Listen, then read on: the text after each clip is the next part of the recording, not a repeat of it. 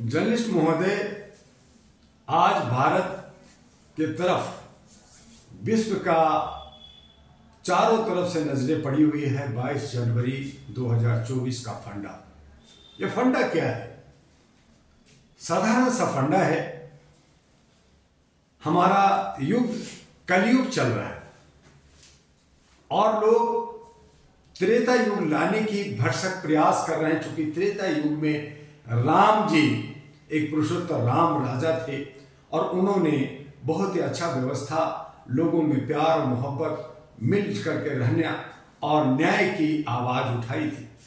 लोगों ने उन्हें भगवान कहा, पुरुषोत्तम कहा। अच्छी बात है, राम को भगवान के रूप में हमारे भारत के अंदर एक परिपाटी है कि जो कोई भी देश हित में, जनहित में काम करता है, बेहतर करता है, हम उन्हें भगवान के रूप में पूजते हैं, मानते हैं। और इसीलिए आज भारत के अंदर 33 करोड़ देवी देवता हमारे हैं, बहुत सारे जो है ज्ञानी, बहुत सारे साधु संत हैं। लेकिन जिस तरह से 22 जनवरी 2024 को राम जी का प्रतिष्ठापना, उनके प्राण प्रतिष्ठा का जो कार्यक्रम हो रहा है, यह राजनीतिक से ओत-प्रोत है। यहाँ पे दुकानदारी हो रही है। यहाँ पे देश के प्रधानमंत्री जो ओबीसी से आते हैं उनको मुख्य पुरोहित बनाना चाहिए, मुख्य जो है वहाँ पे पुजारी बनाना चाहिए, न बना करके उनको मुख्य जो है जजमान बनाया जा रहा है। तो जजमान जो होता है वो जो है दान दक्षिणा देने वाला,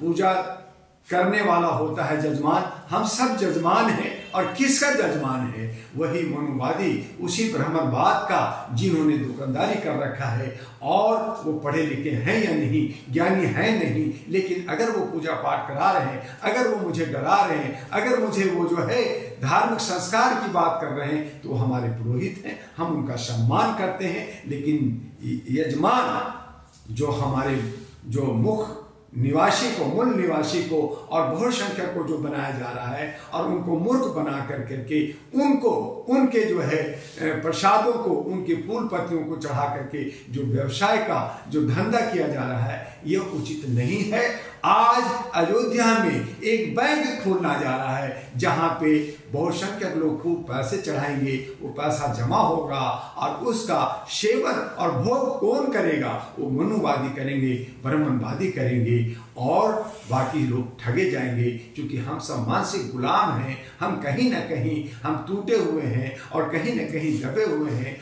और उस पुरोहित को हम पहुंचाते हैं। तो इस तरह से वहां पे एक दुकान, एक मॉल बन रहा है अयोध्या में। हालांकि राम कण कण में है, घट घट में है, हम में, तुम में, खड़क खम में, सब जग में है भगवान। और इसी रामचंद्र जी कह गए सिया से, ऐसा कलयुग आएगा, हंस सुनेगा, दाना तुमका, कौवा मोती खाएगा। तो ये जो हमारे जो लीडर्स हैं, आज जो तथाकथित लीडर्स हैं, ये लोग जो है लोगों को दिग्भ्रमित कर करके अपना धंधा चला रहे हैं, अपना राज्य चला रहे हैं और उनके मनसा राम जी के आदर्शों पे चलना नहीं है। क्योंकि आज कलयुग जो है जवानी में है, अभी बुढ़ापा आना है, कलयुग खत्म होगा, फिर सतयुग आएगा, फिर और बहुत सारे युग हैं, तो उसके बाद त्रेता युग आएगा। लेकिन जबरदस्ती ये त्रेता युग का एहसास दिला करके, एहसास नहीं बल्कि इस पे जो व्यवसाय कर करके हमें जो गुलाम बना रहे हैं, ये उचित नहीं है। जरूरत है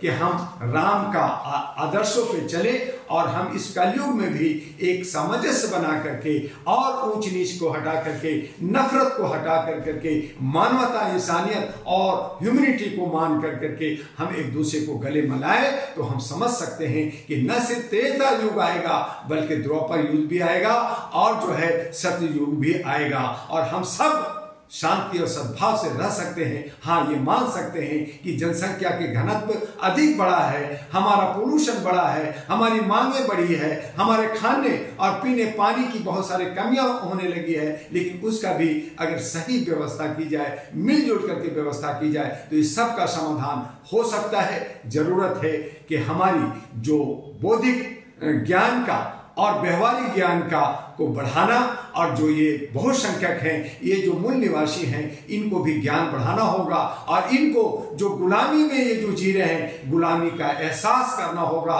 जब तक एहसास गुलामी का नहीं होगा, ये आगे नहीं बढ़ेंगे। और यही वजह है कि आज राजनीतिक में भी भारत एक जो है लोकतंत्र में भी हम जो है गुलामी में जी रहे हैं, और हम लोगों को गुलामी का एहसास नहीं है। और कहीं ना कहीं अपने पुरोहित, अपने बड़े जजमान को, अपने बड़े साथी को, बड़े महान को, और अपने जो है जो लोगों को हम पूजते हैं, मानते हैं, और कहीं ना कहीं डरे हुए हैं। तो आइए हम सब बाहर निकल करके 1 to 1, यानी कि अगर एक पक्ष है तो दूसरा में विपक्ष, चाहे कोई भी पार्टी का हो, छोटा हो, बड़ा हो, निर्दलीय हो, लेकिन एक पक्ष और एक विपक्ष हो। देखते हैं कि जनता किसको चुनती है। बड़ी ईमानदारी के साथ, निर्भय होकर करके और पारदर्शिता के साथ अगर इलेक्शन कमीशन इस पे काम करती है तो देश की तरक्की हो सकता है, देश खुशहाल हो सकता है। लेकिन हम बेईमान हैं, हम भ्रष्ट हैं, और हम लोग जो है कहीं ना कहीं पीछे हैं। तो इससे हमें बाहर निकलना होगा और एक आवाज उठा करके एक क्रांति पैदा करना होगा। तभी आपकी समूल समस्याओं का निदान है। और समूल समस्याओं का निदान के लिए आइए अहरा नेशनल पार्टी के राष्ट्रीय कार्यालय U137 गली number 3 near Lakshmi Nagar metro station gate number 4 Shakarpur Delhi 11009292 में, और डॉक्टर दुआ से मिलिए। आपको राजनीतिक, सामाजिक और आर्थिक तमाम समस्याओं का समाधान मिलेगा, और हम देश को मिलकर करके खुशहाल और चमन बनाएंगे।